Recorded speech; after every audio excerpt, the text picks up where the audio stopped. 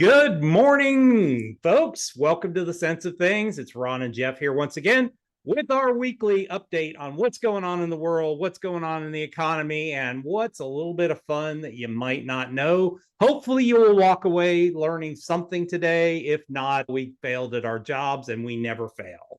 So, welcome to the show. We're going to have a little bit of a rundown on what's gone on, a couple big things in the economics world this week.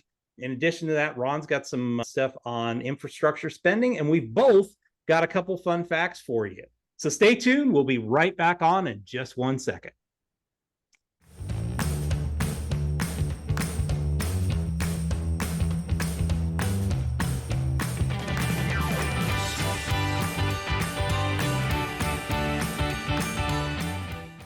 All right, folks, welcome to the show. Hey, Ron, how you doing, bud? Good morning. We're official. We expect to have triple digits for the full week. Actually, the scary thing is in Texas, we're like running in the high 80s. It's literally going to rain for like the next 7 days. Which Yeah, but where's your humidity? Oh, yeah. Now humidity's off the charts, man. You can cut the air when you And walk. I'll tell you what, you could keep that because the mornings here, even when it gets 102, 103 in the afternoon, the mornings have been fantastic. And I'm assuming by about when it gets dark, it probably cools down pretty fast. Sometimes, depending on the humidity, yes, Okay. sometimes. Yeah, but yeah, the humidity, what, like 10%? It's low double digits, high singles sometimes. Yeah. Now listen, but when it hits 20 or 30, yeah. Oh, you feel it. You feel well, it. if you're not used to it, I go out there and I feel like somebody poured sand in my nose. No, that's not that bad. But no, all good. Lots of good stuff. Yep. I will tell you, I'm getting more tentative as the summer comes. Just what's going on. Look, it's great for everybody's accounts. Everything is going up, but I don't know. I'm getting very tentative, even though this is the last month of the second quarter. Yeah, and I guess I'm feeling a little bit different. I think we're still gonna stumble a little bit here, but I gut feel like we're gonna have a better second half of the year than the first half. We'll see. One of us will be right, and one of us will be wrong. Well, we need a no, I think we'll be higher, but I think we need a healthy pullback. Yeah. But I'd like to see something signed too.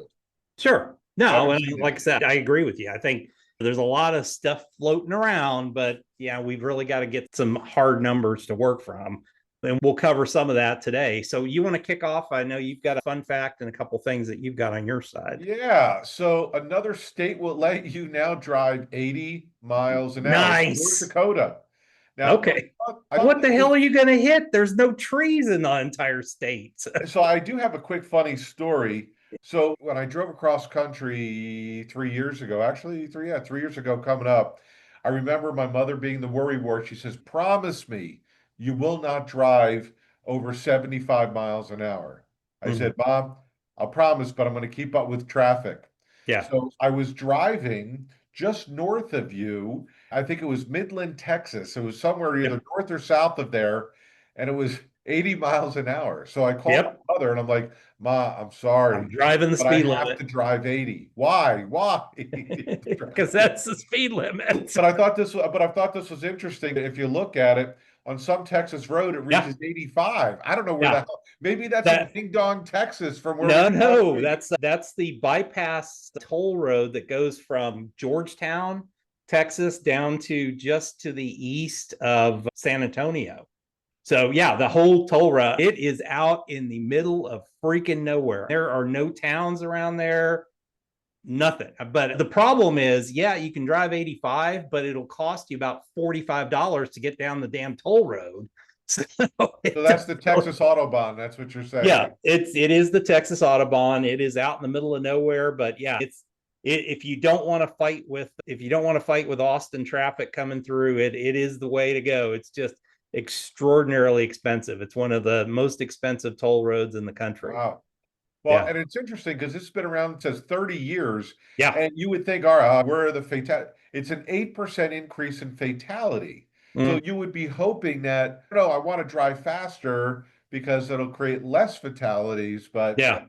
But you look at that, though, it's an 8% increase in fatalities. But how many more cars are on the road now than were 40 years Or ago or 30 50 years years ago? ago. Yeah. Tough to say, but Yeah. I think it's interesting. Plus, hopefully the roads aren't. Plus, think of it, the cars back when they were testing this originally were made out of real steel. So there wasn't a whole lot of fatalities because you just plowed through. We got plastic and fiberglass You got today. plastic and fiberglass now that just Carbon fiber, whatever the hell it is. yeah. I hear you. All right. So the next thing I thought was interesting. Okay. Love the visual capitalist. The top 30 economies in the world. There are 9 states that Yeah. that would be equivalent to The basically top 30 economies. of the world's economies are from 9 states in the Wow. world. And of course, if you want to include just US as a whole, essentially we have 10, 9 Yeah. really, of the world's largest economies. And I knew Germany was up there, but Germany's number 3. If you think about the Really? size of how big Germany is, they're the Hmm. third largest economy right behind China. Okay. But Which is when you compare the size of China versus, or even the US versus Germany, it's pretty impressive that they're in third place, though, because they're a pretty compact country. think of the manufacturing. I think that's where a Yeah. big part of it is. I I think know it's I huge. know they're involved in tech and some software Yeah. development, but even Interesting when you look at that, though, you've got like Poland, which, you wouldn't typically think is that big, but it's starting to be a player out there. you Surprising to got me. manufacturing. Yeah, but they're actually not as much manufacturing as it is on the tech side. As I've reported a couple times, they're becoming huge, like in the AI side of things and stuff like that. It's interesting to see how some of these places are, and I'm trying to figure out what that one is. TQ? I don't even know what that is. Turkey. Oh, is it? Oh, Turkey. Yeah, that's because they're now spelling it weird. Or I guess they're Well, spelling it they're the way not friends of the US. I don't know if you know that, but that's another well, whole thing. But the other reason I wanted to bring this up because of the constant tariff talks, yep, this will tell you who's really important to us yep. with tariffs because of their world economy size. But I thought it was interesting. Essentially, we're 9 of the law. Actually, interesting. I'd like to see where Arizona is going to be in this in the next 5 years. Uh, Yeah. Are you seeing more industry moving out there at of this course. point by Oh, you? all the headquarters are moving out here from, Okay. okay, look, from California. They're either moving here or to Texas. Yeah. Don't forget, I mean, I know it's partially open production, but I got the Taiwan semiconductor less than 15 miles from me. And then the other way, I got Intel Okay. half an hour from me. But there's a Yeah. lot on semiconductor. There's a lot of big software companies that have headquarters Okay. here. So it's growing. Remember, I told you, quick fun fact, in the last, I think, 6 years, could be 7 years at this point, of the 6 most populous cities, Arizona is number 5. It's now ahead of Philadelphia. It's the only one that had population growth. Huh. That's interesting. And that's the migration, snowbirds coming here. But Yeah. yeah, no, we're growing. Yeah. And you I've seen look my at, business really expand too because of it. yeah. And I'd look at California just can't get out of its own way with a lot of stuff. And I think if we see the all the stuff going on with the tax bill the way it's looking with 100% expensing on factories and stuff like that, why wouldn't you take the chance and say, hey, you know what, there's lots of land in Arizona, it's a good place to live, weather's nice, why wouldn't you move out there? I would say the only issue is power, and I don't know what your power situation's like out there. Yeah, but actually, it's good. The thing that keeps coming up is the water Yeah, issue, because we get our water from Colorado, and sure. a lot of the lake levels have been down. But with all the aquifers that we have underground, they're number one, they're not saying anything's at a critical level. And number Yep. two, they're not talking about, hey, if we don't do something in the next 3 to 5 years, we're going to be in a desperate situation. We haven't heard any of that yet. Yeah, But I will tell you, these factories and also the data centers that are being built here too, that's the biggie. they Yeah. require a tremendous amount of energy. Yeah. And I think they've got to figure out, okay, how can you recycle some of that water that isn't going to go back into the system? Maybe you can recycle it and reuse it or something like that in these facilities like that. Because Well, if definitely. But the other big thing is we have sun here 330 days of the year. sure, Solar is pretty big too. On solar fun, yeah. every data center, a lot of big buildings or whatever, they all have solar panels. Yeah. Which makes sense. I mean, in that case, it makes sense. And Okay, so you make sure you've got battery systems to back everything up. Yep. And then, of course, infrastructure. I don't know about by you. I Yep. just drove down another road near me, fully paved. It's Mhm. fantastic. But I just thought it was interesting. I think that this amount, the 1.2 trillion by 2030, I feel confident if it's not going to go up by 100%, it'll probably go up by 50%. And if you just take a look at where the money is being spent, it's roads and bridges. That's where it's all Which so going. much of that was built in the 1950s, and they're More. showing their age and everything else at this point. So yeah, they need to spend money on it. Look, they're not building bridges like the Brooklyn Bridge anymore. That thing Nope. isn't going anywhere. Nope. I would love to. I don't know what it costs to build that. I knew one time, I've seen a couple of documentaries. It was amazing how Yeah. they did things back there in the 1880s. But I Mhm. would love to know, with the exact same materials and labor, what that would cost Oh today. my God, you can't even imagine what it costs to build a bridge today out of steel. I cannot even imagine making it out of brick and having to do what they did with the sand hogs going in there and putting the pylons in and those guys being underground With the underwater for caissons, yeah, no way. yeah for I will tell days you, on I end. met somebody back east about 20, at least 25 years ago that was part of the New York Planning Commission. And I had asked him because he was involved with a lot of infrastructure. I said, just out of curiosity, what would it be cheaper to build a bridge or a tunnel? He goes, a tunnel. He goes, absolutely. And if you think about it, I guess so. But I just think it's amazing. And also, one other quick fun fact, I don't know why I'm throwing this out there, but I can't remember. I think it was a Lincoln Tunnel. They actually dug from both sides. Yeah, Do you know when they met, they were like an inch off? that's awesome. If you, how, think about the tools and the technology building from both sides down a And certain still amount and being then able to do over. that. They Yeah. were like an inch off, and they show the line where, it's incredible. I don't know. Yeah. You got to marvel at it from where we are today and where we were then. Oh yeah. I think it's going to continue to be that way. I think we're going to continue to do stuff like that. Spending as much time as I have in Boston, thinking of how long it took to do the stupid big dig, but when you go there now, it's like a totally different city from when I started going there, Absolutely. 25, 30 years ago. It is. And just a quick fun thing, maybe you have been transient. I think the number is 16 jobs you may have had in your lifetime, and you may have Mm, had some legacy 401k, 403bs, TSPs, whatever it may be. Maybe you're not aware they may be still out there. So this mm. little lost and found from the government will help you That's research awesome. that because everything's connected to your social security number. So this will give you a list of those accounts. That is awesome. Yeah, I never had heard about this. I knew about the state lost and found stuff, which everybody should do. You'll be shocked at stuff that you find on that type of stuff. My mom is obsessive with this. She constantly is out looking for this type of Well, stuff. if she's on there every year, what is she losing on an annual basis that she's got to find? I don't know, but she does it for family. She just looks it up for family. It's hilarious. Okay. But this is Somebody great. I told me mean, about, a couple of CPAs told me about that back east and here, and I think it's a great idea. yeah, no, this is a fantastic one. So we'll make sure we put that in the show notes for people to pull it up and Yeah, look. what do you got? Let me go through this real quick here and I'll share some of what I've got going on. To begin with, did you know? Let me get this into slideshow mode.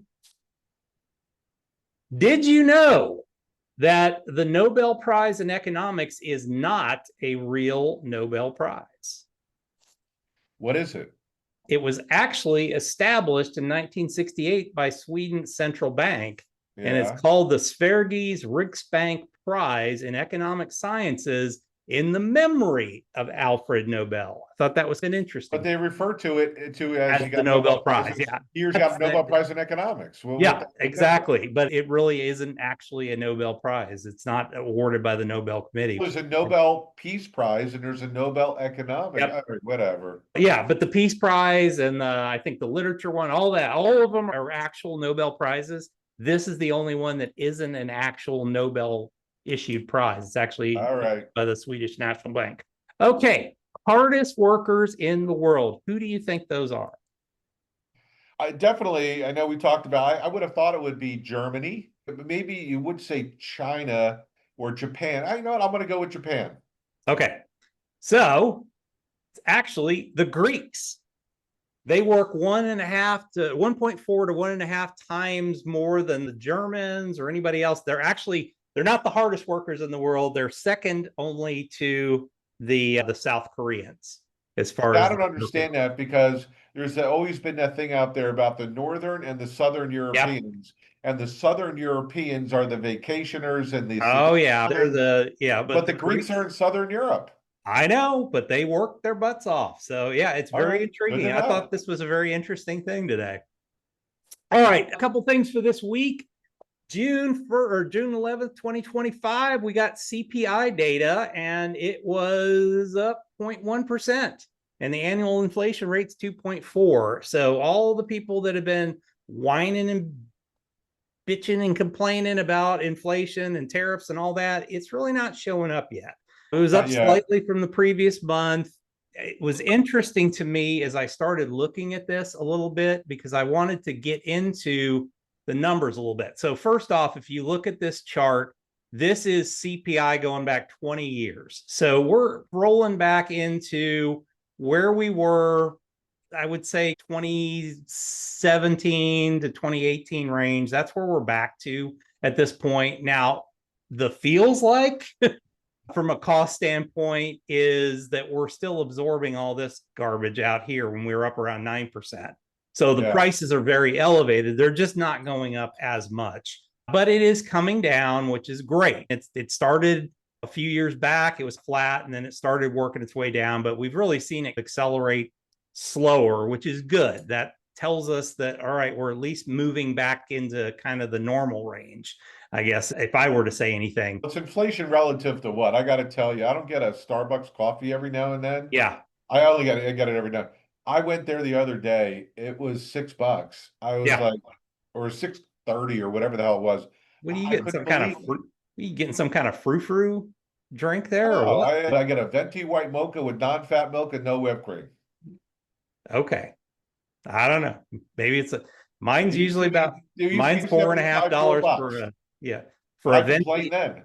venti cappuccino is like $4.50 by me. So it's because you live in highfalutin Phoenix. Oh, no, but is that a grande event? Is that the largest? That's the venti, man. That's as Oh, big as all it right. goes. I So don't one of the know. things I wanted to look at is, okay, that's fine. It's 2.4%. Let's look through the numbers a little bit because I thought this was a bit interesting. I wanted to see where the numbers are at when it comes to these costs. And it's interesting where there's some spikiness.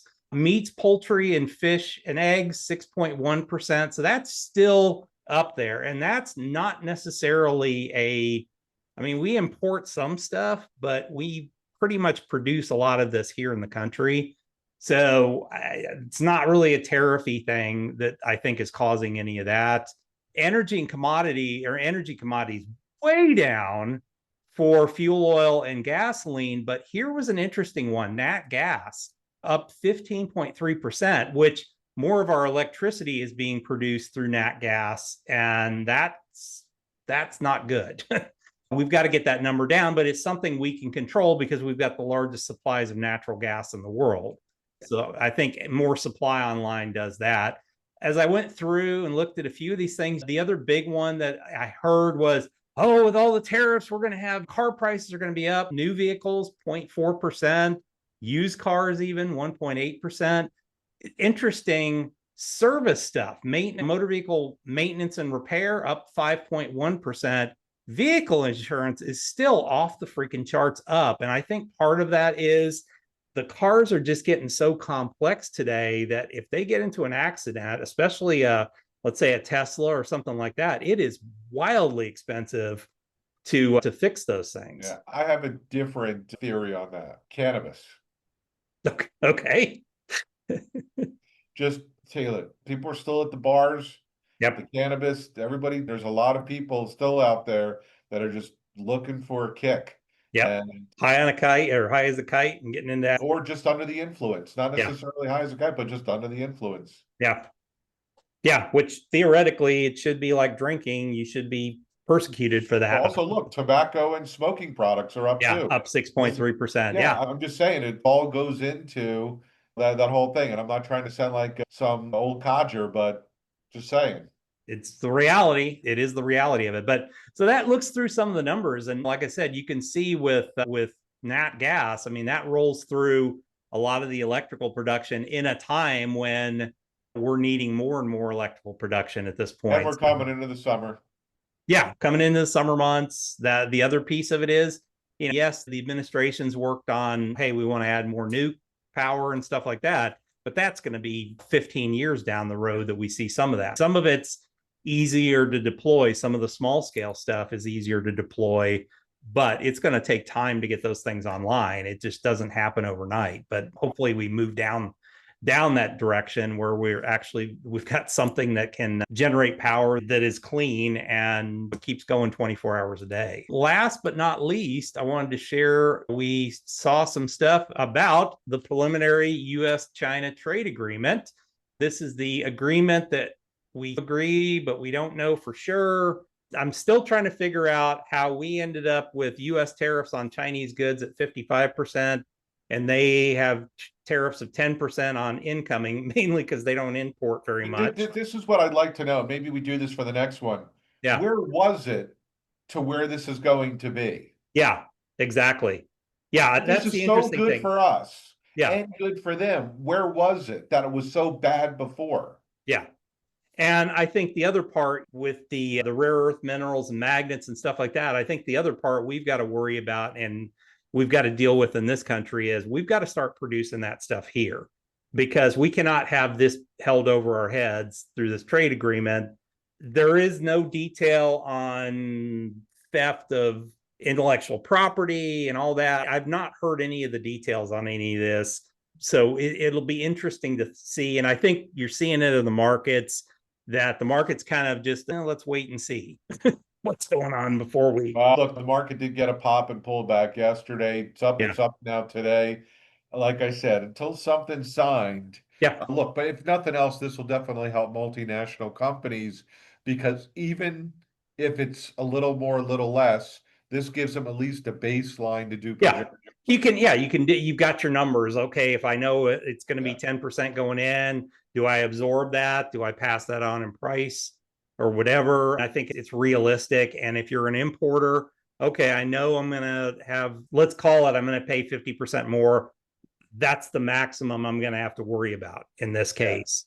And a lot of the stuff we import isn't like major expensive stuff. It's a lot of just garbage that we import. So a 50% increase isn't necessarily going to be that big. And I think a lot of that is going to be passed on. I think China is going to absorb a lot of that at this point as it comes in. We'll see. I hear you. Yep. So I think it's an interesting week. It's an interesting time to live in right now. I think there's going to be a lot of changes. We're still waiting on the tax legislation, and the Senate's working on that right now. That could be an intriguing part, like I said, with the tax legislation. If that gets through, we've already seen a lot of corporate spend in the first half of the year this year. It could be interesting to see what the back end of the year looks like if the tax bill gets knocked out in the next month or so, and you've got first year expensing on everything from industrial equipment to even factories. That could be a massive boom, at least in the construction world, for the next year. Yeah, there are some good things in the bill. There's some things that I'm not crazy about, but you know what? At the end of the day, I hate to say it this way, because that's why you got a lot of people on both sides of the aisle basically going through it, and they're like, you know what? They like some things in it, but they got to hold their nose to sign it, because they can't just sign off on what they like. Yeah. And I don't know. We'll see. We'll see. Yeah. And I hope, I heard Senator Marsha Blackburn talking about an idea that I thought actually was interesting. Okay, we get it to where we think we can get it right now. And then what we do is we set out every month to put up another rescission bill that gets some of the cuts that a lot of the ones that are real hardliners want. Okay, let's put a rescission bill up and let's get that going, because it's only a 50-50 But vote. Jeff, at the end of the day, it's tax and spend, and we're not lowering our deficit. Yeah, we can if we grow. They think the tariffs are going to do that. We got to cut this thing in half. We got to go from 36 to 18 trillion. That's only where we were 7 years ago. Yeah. And there's no will on either side to do that. Yeah. Yeah. I don't know. I have hope, but I just know how politicians work, and they tend to not do as they say something, but they don't actually do it because it's Right. going to, Well, whatever happens. leave it on this, my man. Yeah. The crazy thing about this was a year ago this happened. Just servicing our debt, the interest alone is higher than our military budget. Yep. Which is $1 trillion this year. I don't know how you follow up with anything other than no big deal. Yeah. Don't look over here. There's nothing to see. Yeah. Sorry, that's a problem. And a lot of people, a lot of big ones, I know Jamie Dimon and Ray Dalio and Paul Tudor Jones, they've raised the flag on this. But again, where's the will to get anything done? So Yeah. that's another conversation. Absolutely. I think a lot of good information this week. And folks, make sure that you subscribe to the channel because we put these out every week, and we're here for you to make sure that you have a good understanding of where the market's going, where the economy is going at any time. So thanks a lot for joining us, and we will see you back here in the very next week.